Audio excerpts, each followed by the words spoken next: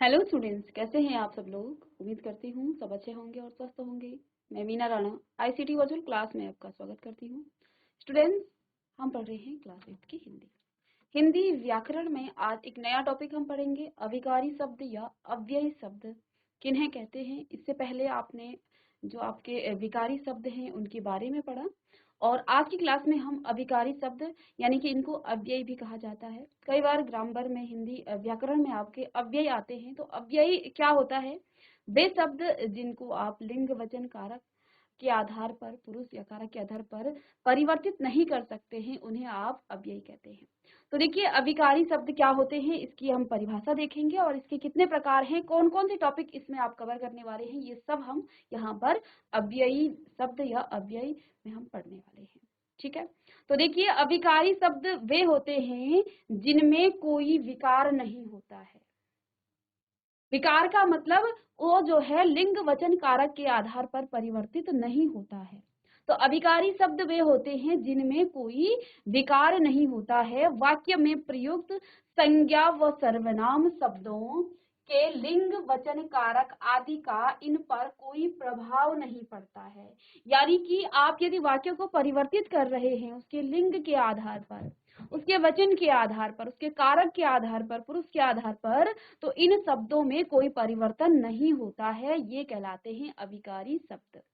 ठीक है, तो देखिए आप लिखेंगे यहाँ पर कि अविकारी शब्द क्या होते हैं। अविकारी शब्द वे शब्द हैं जिनमें कोई विकार नहीं आता है।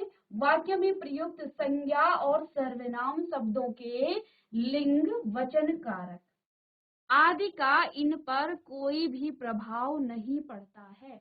यानी आप वाक्य के लिंग, वाक्य में जो आपके संज्ञा और सर्वनाम है उसके लिंग को परिवर्तित करें, उसके वचन को परिवर्तित करें या कारक को परिवर्तित करें, इसका इन शब्दों पर कोई प्रभाव नहीं पड़ेगा।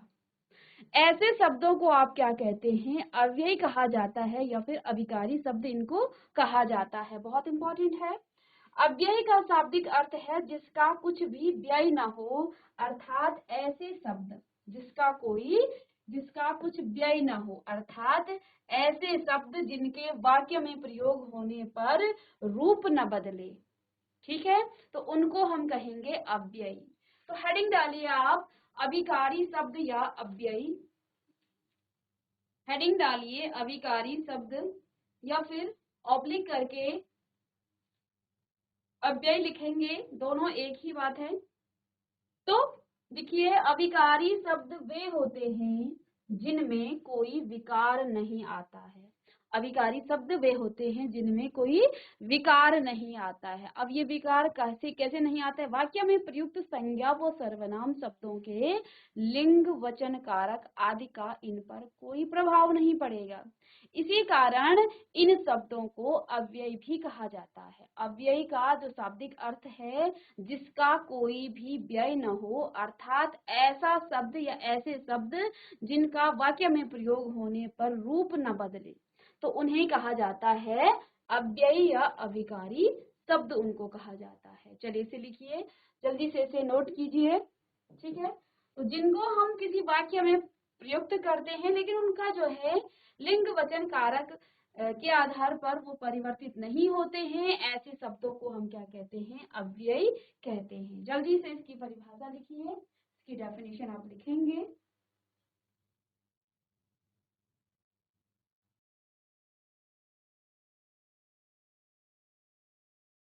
अब इससे पहले अविकारी शब्द से पहले आपने पढ़ा है विकारी शब्द। विकारी शब्द क्या होते हैं? शब्द के दो रूप आपने पढ़े हैं। शब्द के दो रूप हैं, एक होता है अविकारी, एक होता है विकारी शब्द। अब विकारी शब्द क्या होते हैं? वे शब्द जो लिंग वचन कारक पुरुष के आधार पर परिवर्तित हो जाते हैं, ऐसे शब्द आपके विकारी शब्द कहलाते हैं। ठीक है, तो ये साथ साथ आप जिसने नहीं लिखा है पहले उसको भी आप देख सकते हैं। चलिए, अब ये है आपका अविकारी शब्द की परिभाषा। देखिए, परिभाषा यहाँ से भी आप लिख सकते हैं, ऐसे शब्द जिनमें लिंग वचन काल की दृष्टि से कोई रूप परिवर्तन नहीं होता है, वे अव्ययी कहलाते हैं। मोस्ट इंपॉर्टेंट है, ऐसे शब्द जिनमें लिंग वचन काल की दृष्टि से कोई रूप परिवर्तन नहीं होता है, वे अव्ययी कहलाते हैं। ठीक है। अव्ययी शब्द अ धन व्यय के योग से बना है। अव्ययी दो शब्दों के मेल से बना है। पहला शब्द है अ और दूसरा है व्यय। ठीक है। इसका अर्थ हुआ जिसमें कोई व्यय ना हो। और मतलब बिना व्यय के, अ का मतलब बिना। ठीक है। यानी कि इसके अभाव में आपने प्रत्यय जोड़ा था। जब आप प्रत्यय और उपसर्ग की बात कर रहे थे तो आपने वहां पर अ का मतलब क्या कहा? अभाव। किसका अभाव? व्यय का अभाव। यानी कि जहां पर व्यय ना हो, कोई व्यय ना हो। अव्ययी के निम्नलिखित भेद हैं। अव्ययी या अविकारी शब्द के भी कुछ भेद हैं। जिस प्रकार से आपने विकारी शब्दों के भेद पढ़े हैं। कौन कौन से भेद थे? पहला था आपका विकारी शब्द का संज्ञा। संज्ञा आपने देखा। फिर दूसरा था सर्वनाम, क्रिया और विशेषण। विशेषण इन सभी को आप पढ़ चुके हैं। संज्ञा, सर्वनाम, क्रिया और विशेषण ये सभी पढ़ चुके हैं आप। और ये चार जो हैं विकारी शब्दों के भेद थे। इससे पहले आप विकारी शब्द पढ़ चुके हैं। विकारी शब्द जिनमें लिंग वचन काल की दृष्टि से परिवर्तन होता है उन्हें आप क्या कहते हैं? उन्हें अविकारी शब्द कहते हैं। अविकारी शब्द क्या होते हैं? जिनमें लिंग वचन काल और वचन की दृष्टि से, काल की दृष्टि से कोई परिवर्तन ना हो उन्हें आप अविकारी शब्द या अव्यय शब्द कहेंगे। अब जैसे आपने यहाँ पर विकारी शब्दों के चार भेद पढ़े हैं, इसी प्रकार से अव्यय या अविकारी शब्दों के भी कुछ भेद हैं। अब वो कौन कौन से भेद हैं वो यहाँ पर आप इन सभी के बारे में पढ़ चुके हैं। आपने संज्ञा पढ़ लिया, आपने सर्वनाम पढ़ लिया, आपने विशेषण पढ़ लिया, साथ में आपने क्रिया भी पढ़ लिया। और क्रिया के अंदर आपने काल भी पढ़ा। पहले आपने काल पढ़ा और फिर आपने इसी में आपने पहले आपने क्रिया पढ़ा और क्रिया के अंदर ही आपने काल पढ़ा कि क्रिया जो है काल के अनुसार परिवर्तित कैसे होती है, ये हमने पढ़ लिया है। ठीक है। अब आप देखिए यहाँ पर ऐसे शब्द जिसमें लिंग वचन किस किस के आधार पर? लिंग के आधार पर, वचन के आधार पर, काल के आधार पर कोई परिवर्तन नहीं होता है उन्हें आप क्या कहते हैं? उन्हें आप अव्यय कहा जाता है। अब कोई संज्ञा शब्द है, इनमें किस प्रकार से परिवर्तन होता है? जैसे आप यहाँ पर देखिए संज्ञा कोई शब्द है, जैसे मैं यहाँ लिखूं, मैंने कहा लड़का। ठीक है। अब इस लड़के को आप लिंग के आधार पर परिवर्तित कर सकते हैं, वचन के आधार पर परिवर्तित कर सकते हैं। ठीक है। यानी कि जो संज्ञा है उसको आप परिवर्तित कर सकते हैं। ऐसे ही क्योंकि संज्ञा के स्थान पर हम सर्वनाम का प्रयोग करते हैं तो सर्वनाम को भी आप लिंग वचन के आधार पर परिवर्तित किया जा सकता है। क्रिया को काल के आधार पर परिवर्तित किया जा सकता है। आप जानते हैं हमने क्रिया में पढ़ा था कि क्रिया क्या होती है और क्रिया जो है किस तरह से परिवर्तित होती है। कि क्रिया जो है तीन प्रकार की आपको क्रिया बताई थी, आपको क्रिया क्या बताया था कि आपके पास सकर्मक और अकर्मक क्रिया होती है। इसके बारे में हमने डिटेल में पढ़ा, इसमें बहुत सारी क्रियाएं पढ़ी। साथ में हमने आपको क्या बताया कि क्रिया जो है काल के आधार पर परिवर्तित होती है। कैसे? जैसे कि अब देखो ये जो लड़का है ये संज्ञा है। अब लड़के को मैं वह भी लिख सकती हूँ तो वहां पर वो आपका सर्वनाम हो जाएगा। तो ये तो आपका लिंग और वचन के आधार पर। कैसे? लड़का यहाँ पर एक वचन में है, इसको आप वचन के आधार पर क्या कर सकते हो? परिवर्तित कर सकते हो। लड़के को लड़का है, इसको आप लिख सकते हो लड़के। ये हो गया आपका बहुवचन। तो ये परिवर्तित किसमें हो गया है? ये परिवर्तित हो गया, इसको आप ठीक कर लें। ठीक है। ये परिवर्तित हो गया वचन के आधार पर। साथ में आप इसको लिंग के आधार पर भी, अब यहाँ लड़का है, इसको आप लड़कियां लिख दो तो वो आपका लिंग के आधार पर परिवर्तित हो जाएगा। तो संज्ञा और सर्वनाम आपका किसके? लिंग और वचन के आधार पर परिवर्तित किया जा सकता है। मैं आपको थोड़ा सा रिकॉल करा रही हूँ ताकि आप साथ साथ इसको इन दोनों में अंतर करके चलें कि क्या हम पढ़ रहे हैं और इससे पहले आप क्या पढ़ चुके हैं। ठीक है। तो देखिए सर्वनाम हो गया। क्रिया को मैंने कहा काल के आधार पर इसको आप परिवर्तित कर सकते हैं। जैसे कोई काम भूतकाल में हो रहा है, वर्तमान में हो रहा है या भविष्य में हो रहा है। जैसे मैंने कहा प्रीवियस लेक्चर में आप विकारी शब्द पढ़ चुके हैं। तो यहाँ हम क्रिया को काल के आधार पर आज हम ये पढ़ रहे हैं और कल की क्लास में हम ये पढ़ेंगे। तो देखो ये जो क्रिया शब्द है ना, पढ़ना, इसमें परिवर्तन हो रहा है काल के आधार पर, ठीक है। तो इन सभी में, ऐसे ही विशेषण में भी परिवर्तन हो जाता है, ठीक है। अब यहाँ पर देखिए, अब हम पढ़ रहे हैं अव्यय शब्द के बारे में, ठीक है। आज हम पढ़ रहे हैं अव्यय शब्द के बारे में। ये जिन्होंने पिछली क्लास में आपका विकारी शब्द नहीं पढ़े हैं, उनके बारे में नहीं पढ़ा है, उनके लिए ये एक बार रिवाइज था, ताकि अंतर करते हुए चलें। और अगर नहीं पढ़ा है तो एक बार आप जरूर से पढ़ लें पहले विकारी शब्द को, और कौन कौन से उसके भेद हैं। संज्ञा, सर्वनाम, क्रिया और विशेषण विकारी शब्दों के भेद हैं, और इनके बारे में आपने पूरा डिटेल में पढ़ लिया है। हमने संज्ञा के बारे में डिटेल में पढ़ा, सर्वनाम के भी भेद पढ़े, साथ में क्रिया के भेद पढ़ लिए। उसके क्रिया में ही हमने काल को पढ़ा, फिर हमने विशेषण पढ़ा, विशेषण के भी आपको भेद पढ़ाए। आज हम यहाँ पर अविकारी शब्द के बारे में पढ़ रहे हैं, तो ये परिभाषा आपने लिख ली होगी। अब आगे चलते हैं, कितने भेद हैं ये आप देखिए। यहाँ पर 5 इसके भेद हैं। पहला है क्रिया विशेषण, दूसरा है संबंध बोधक, तीसरा है समुच्चय बोधक, और विस्मयादि बोधक और निपात। 5 इसके भेद हैं। अविकारी शब्दों के 5 भेद यहाँ पर बताए गए हैं। लिखिए इसको, अविकारी शब्दों के 5 भेद, ठीक है। अब इसमें जो है ये 5वां है, ये आपके सिलेबस में नहीं है, ठीक है। इसको मैं समझा दूंगी, बाकी आपके सिलेबस में ये नहीं है, ठीक है। लेकिन हमें पढ़ना है, आगे क्लासेस में हम पढ़ेंगे, ठीक है। तो देखिए, पहला भेद है क्रिया विशेषण, संबंध बोधक, समुच्चय बोधक, विस्मयादि बोधक और निपात। 5 भेद बताए हैं अव्ययी के या अविकारी शब्द के।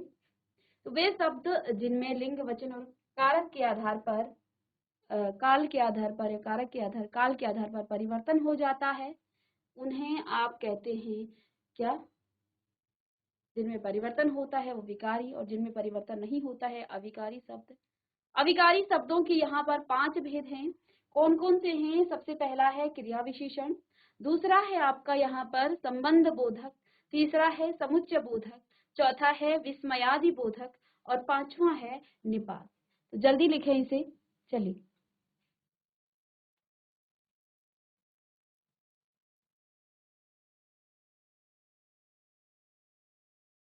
तो देखिए, इसका पहला जो भेद है वो है क्रिया विशेषण, ठीक है।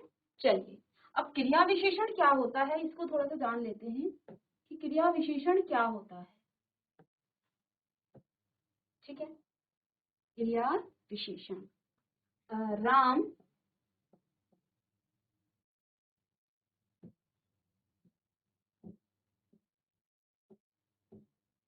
खेलता है।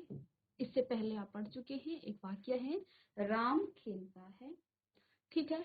चलिए, राम खेलता है। राम यहाँ पर क्या है? आपका संज्ञा है। क्या करता है? काम हो रहा है, क्रिया हो रहा है, यहाँ पर क्रिया हो रही है, ठीक है। और ये है, ठीक है। तो यहाँ पर संज्ञा और क्रिया है। अब क्रिया विशेषण, क्रिया विशेषण दूसरा वाक्य लिखेंगे, राम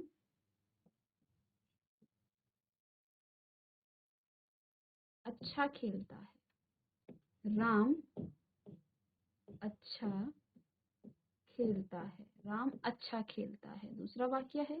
फिर से राम संज्ञा है और खेलता आपकी क्रिया है, लेकिन अच्छा किसकी विशेषता बता रही है? ये विशेषता बता रही है किसकी? खेलने की। अर्थात क्रिया की विशेषता बताने वाले शब्द आपके क्या कहलाते हैं? वे आपके क्रिया विशेषण कहलाते हैं। ये जो अच्छा है, ये किसकी विशेषता बताई जा रही है? खेलने की विशेषता। और खेलना क्या है? क्रिया है। अर्थात क्रिया की विशेषता बताने वाले शब्द क्रिया विशेषण कहलाते हैं। नाम से ही पता चलता है, क्रिया की विशेषता बताने वाले शब्द क्रिया विशेषण कहलाते हैं। जैसे राम खेलता है, इसमें दो आपके, एक संज्ञा है, एक आपका क्रिया है। राम अच्छा खेलता है, हमने खेलने की विशेषता बताई है। अब बच्चे डाउट कहाँ पर करते हैं? मैंने कहा राम अच्छा लड़का है, राम अच्छा लड़का है। राम अच्छा लड़का है। अब इससे पहले आपने विशेषण पढ़ा है। हम यहाँ बेसिकली विशेषण और क्रिया विशेषण में अंतर जानेंगे कि दोनों में क्या अंतर है। राम अच्छा लड़का है, इस वाक्य में राम आपका संज्ञा है, लड़का आपका संज्ञा ही है। अब देखो राम कैसा लड़का है। अब यहाँ विशेषता अच्छा लिखी है, यहाँ भी अच्छा है, ये भी अच्छा है, ये भी अच्छा है। ये खेलने के लिए कहा गया है अच्छा, और ये जो अच्छा है ये किसके लिए कहा गया है, ये राम के लिए कहा गया है। तो संज्ञा या सर्वनाम की विशेषता बताने वाले शब्द आपके कहलाते हैं विशेषण, और क्रिया की विशेषता बताने वाले शब्द आपके कहलाते हैं क्रिया विशेषण। तो यहाँ पर जो ये अच्छा है ये आपका विशेषण है, विशेष ध्यान देना है, विशेषण ये आपका विशेषण है और ये आपका क्रिया विशेषण। ये विशेषण क्यों है, क्योंकि ये राम की विशेषता बता रहा है, ठीक है। और ये जो है ये खेलने की विशेषता बता रहा है। खेलना क्रिया है और क्रिया की विशेषता बताने वाले शब्द क्रिया विशेषण कहलाते हैं, ठीक है। तो यहाँ पर आपका क्रिया विशेषण ये आपका हो जाता है, ये आपका क्रिया विशेषण है और ये आपका विशेषण है। विशेष ध्यान देना है यहाँ पर कि विशेषण और क्रिया विशेषण में क्या अंतर है, ठीक है।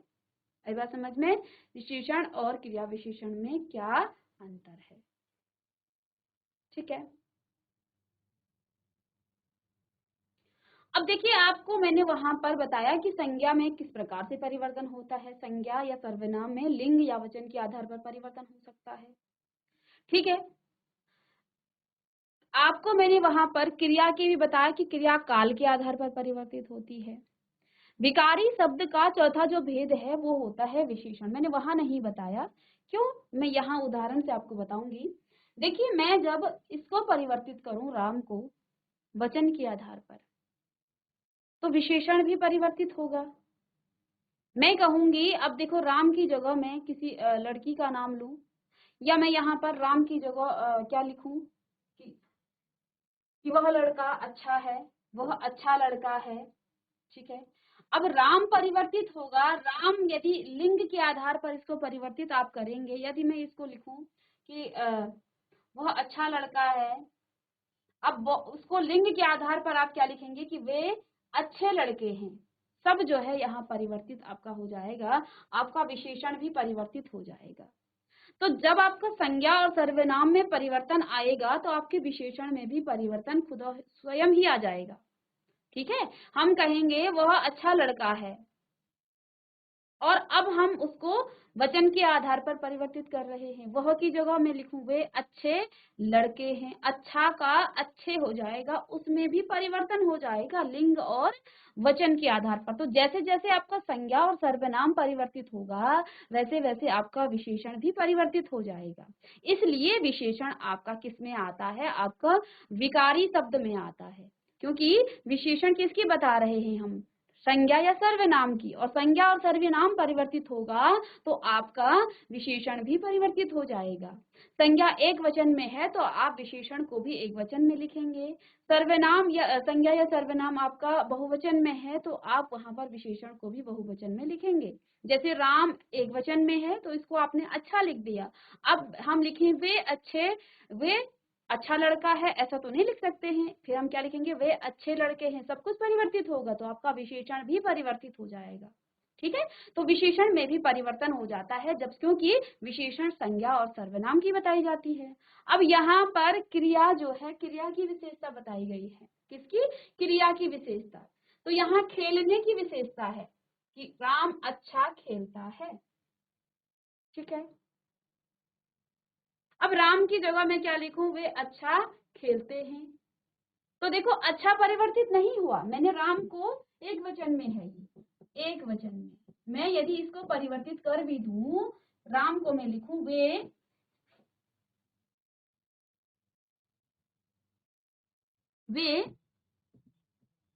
अच्छा, अब देखो यहाँ अच्छे तो नहीं लिख सकते आप, वे अच्छा खेलते हैं, ये परिवर्तित हो जाएगा, खेलते हैं क्योंकि बहुत सारे खेलते हैं, वे अच्छा खेलते हैं। देखो परिवर्तन इसमें आ गया, परिवर्तन इसमें आ गया, लेकिन इसमें कोई परिवर्तन नहीं आया।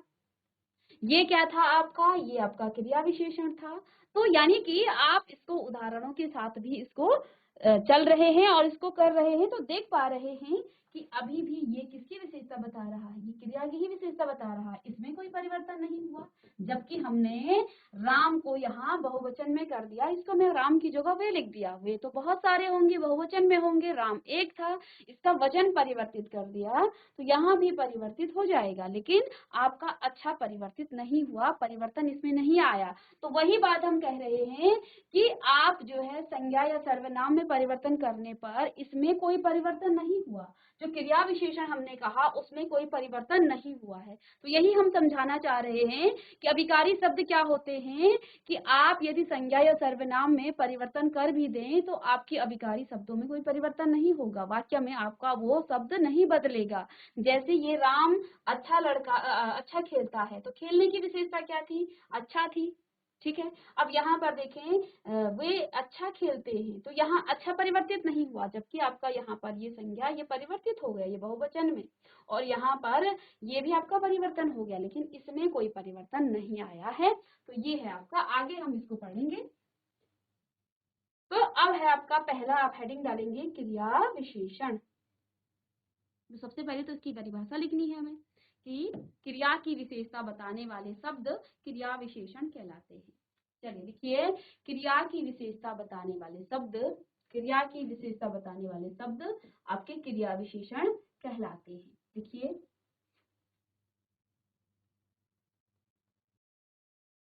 क्रिया की विशेषता बताने वाले शब्द क्रिया विशेषण कहलाते हैं। चलिए लिखिए,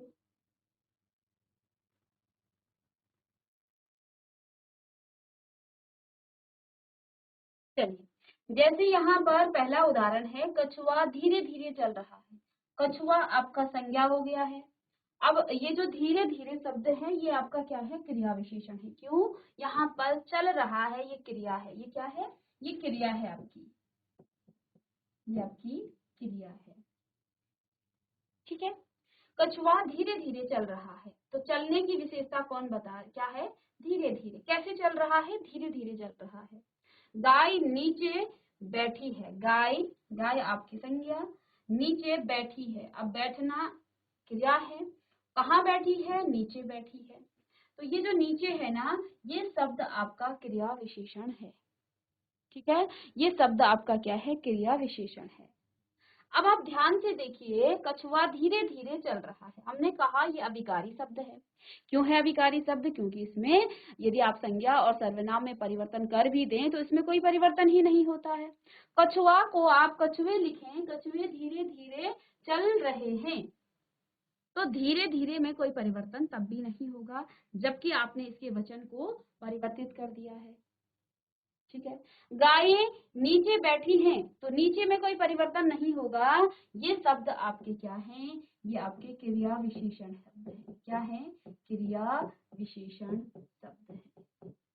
क्यों, क्योंकि हमने कहा कि काम की विशेषता बताने वाले, क्रिया की विशेषता बताने वाले शब्द क्रिया विशेषण कहलाता है। अब आप जानते हैं काम कितना हो रहा है, काम कैसे हो रहा है, काम किस प्रकार से हो रहा है, और काम जो है किस रीति से चल रहा है, किस काल में हो रहा है। इसी के आधार पर क्रिया विशेषण के भी भेद हैं, ठीक है। तो जैसे हमने अभिकारी शब्दों के भेद लिखे, आपको 5 बताए, जिसमें पहला आपका क्रिया विशेषण है, तो ऐसे ही यहाँ पर क्रिया विशेषण के भी भेद हैं, 4 भेद बताए गए हैं। चलिए लिखेंगे इसको आपने यदि नोट कर लिया तो आगे बढ़ते हैं। तो क्रिया विशेषण के भी यहाँ पर, चलिए यहाँ इसी के बारे में लिखा है कि रेखांकित शब्द क्रिया कैसे, कहाँ, कितनी और कब हुआ इसका बोध करा रहे हैं। क्या क्या, कि क्रिया कैसे, क्रिया कैसे, कहाँ, कितनी और कब हुआ, ठीक है, इसका बोध करा रहे हैं। ये सभी शब्द जो है क्रिया विशेषता बता रहे हैं, अतः क्रिया विशेषण शब्द है, ठीक है।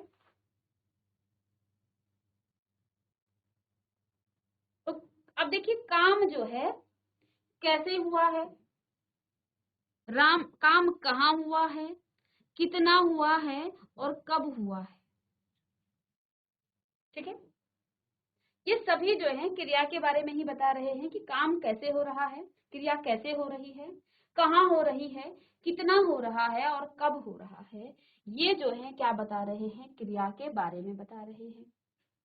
अब मैंने जैसे आपको बताया था कि इसी के आधार पर इसके 4 भेद हुए हैं। ठीक है, देखिए पहले देखिए कैसे, तो किस रीति से काम हो रहा है, धीरे धीरे हो रहा है, बहुत तेज हो रहा है।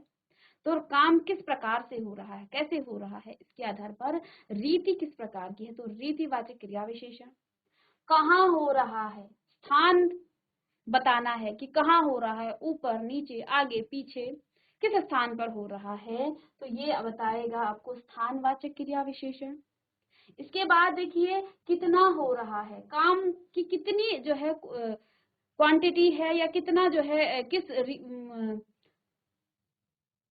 कितना काम हुआ है, किस मात्रा में काम हो रहा है, ये सब जो है इसका परिमाणवाचक आ जाएगा। और इसके बाद कब हो रहा है, तो ये जो है कालवाचक क्रिया विशेषण बताएगा। तो इतना आप पहले लिखें, इसके बाद हम आगे पढ़ेंगे इसके भेद।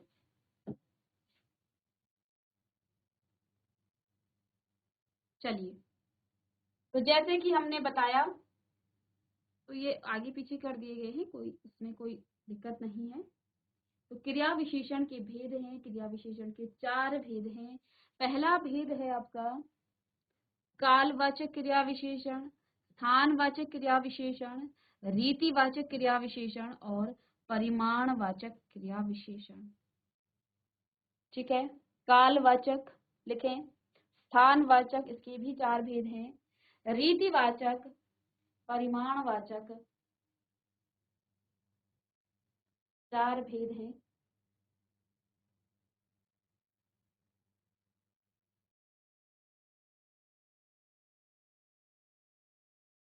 चलिए, ये 4 इसके भेद हैं।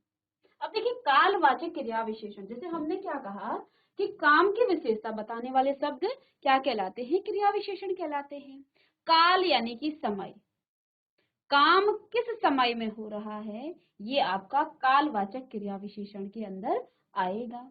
स्थान यानी कि किस जगह पर आपका काम हो रहा है, आपको वो बताए स्थान, तो वो आपका स्थानवाचक क्रिया विशेषण में।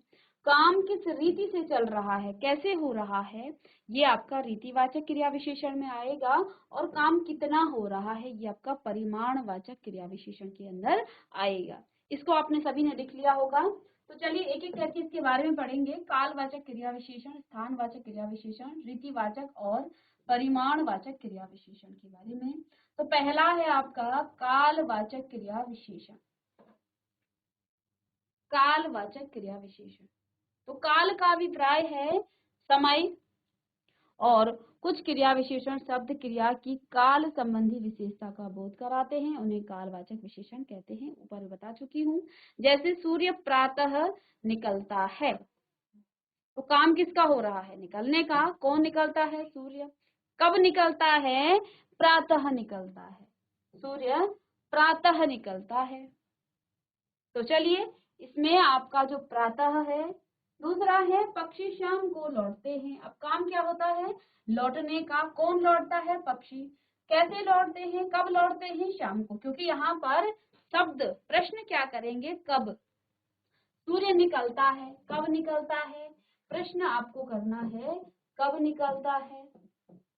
तो प्रातः निकलता है, ये प्रातः शब्द आपका क्या है, ये आपका क्रिया विशेषण है, ये भी कालवाचक। ऐसे ही पक्षी शाम को लौटते हैं, कब लौटते हैं, शाम को। तो ये आपको क्या बताएगा, कालवाचक।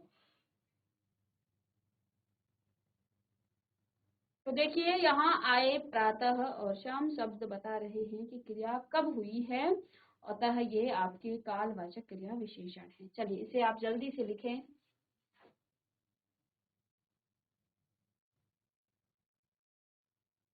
चलिए जल्दी इसे नोट करें।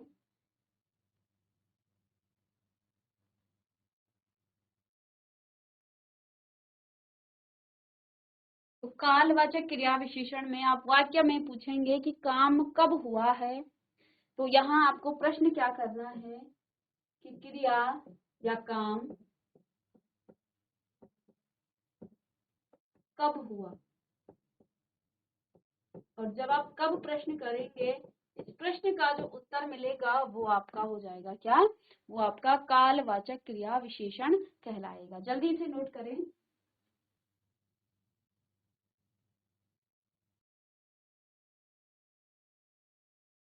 चलिए, तो इससे आगे जो है, जो नेक्स्ट इसका भेद है, उसको हम नेक्स्ट क्लास में डिस्कस करेंगे। तो देखिए, अभी हमने क्या यहाँ पर पढ़ा है, इसको हम एक बार जल्दी से रिवाइज कर लेते हैं। तो देखिए, आज की क्लास में हमने स्टार्ट किया है अव्ययी या अभिकारी शब्द।